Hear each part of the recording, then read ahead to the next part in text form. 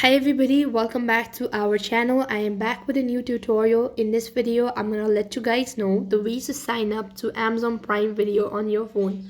To sign up to Amazon Prime or to get a subscription, you have to follow the steps. So first thing first, open up your Play Store and log into your account.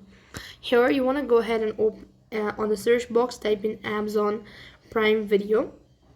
When you type in that, you could find the application, click the install button and wait for the application to be completely installed. Once it is installed, click the open button and then you could start creating your account. Here it's gonna look something like this. Click on create new Amazon account.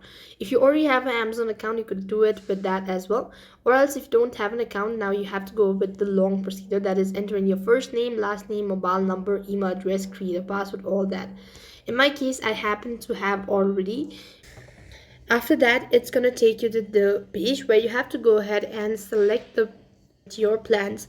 So when you actually select your plan, you have to go ahead and enter in your card details, all of that, and with that you'll have successfully created or signed up for Amazon Prime Video. Likewise, you'll be able to get a free trial for 7 or maybe a month, so you could enjoy that, but after 7 or 1 month later your payment procedure will start.